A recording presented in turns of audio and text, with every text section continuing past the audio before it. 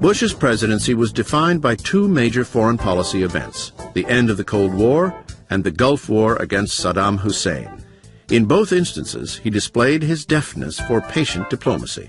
But as the free world cheered the fall of the Berlin Wall in 1989, President Bush was actually criticized for playing it cool. Bush instinctively knew that for bigger and better things, he was going to need Gorbachev's partnership. The way to do that was not to stick it in their eye when the Berlin Wall came down, but to continue to work with them so the Cold War would end with a whimper and not with a bang, and that's what President Bush did. The most difficult test of Bush's presidential leadership began in August of 1990, when Iraqi strongman Saddam Hussein invaded neighboring Kuwait. Unfortunately, Iraq has thus far turned a deaf ear to the voices of peace and reason. In his public speeches, Bush emphasized the need to respond to the naked aggression of Saddam Hussein, but he had other reasons for taking the country to war. Look, I've been a member of 4 administrations. In every one of those administrations, we had as a written national security policy that we would go to war to protect the energy reserves of the Persian Gulf, if necessary, to protect access to those energy reserves for the West. Well, it was necessary in 1991, and we did it. In the months leading up to the Gulf War, George Bush worked the phones, enlisting the support of the United Nations and building an international coalition of 34 countries to eject Saddam from Kuwait. I think that the elder George Bush was the best foreign policy president we've had in my lifetime.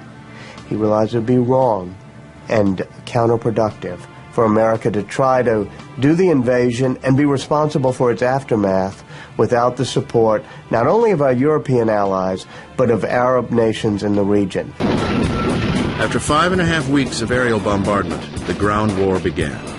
Within hours, the Iraqi army was in full retreat from Kuwait, and soldiers were surrendering en masse.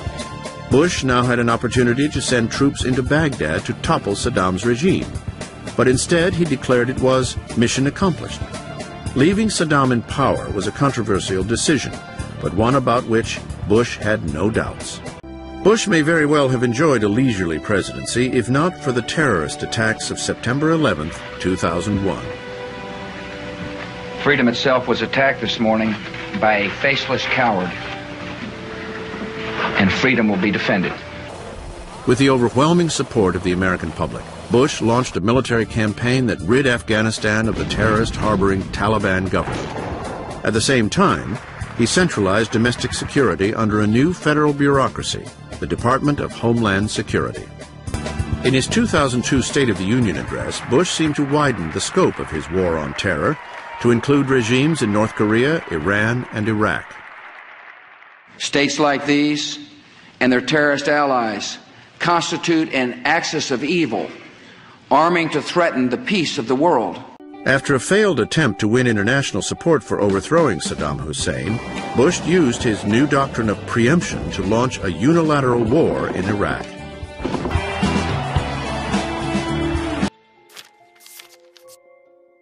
The terrorist organization Al-Qaeda coordinated 4 attacks on major U.S. landmarks. It was the most fatal attack on U.S. soil since Pearl Harbor. In response, President George W. Bush and his administration proposed a new law called the USA Patriot Act. The Patriot Act included all kinds of new rules and amendments, particularly ones about surveillance and national security. It included amendments to the Wiretap Act. This let police obtain court orders to spy and eavesdrop on suspected cybercriminals and terrorists by intercepting their phone calls, emails, and any other form of communication. People supporting the Patriot Act argued that it increased the chances of catching terrorists by granting more government access and promoting cooperation between the CIA and the FBI through information sharing. Americans have also criticized the act for being unconstitutional. In particular, they took issue with Section 215 for violating the Fourth Amendment, the protection against unlawful searches and seizures, by permitting warrantless searches. Since its inception, the Patriot Act has garnered strong reactions. Supporters argue it has allowed government agencies to cooperate, made it easier to catch criminals, and prevent future terrorist attacks.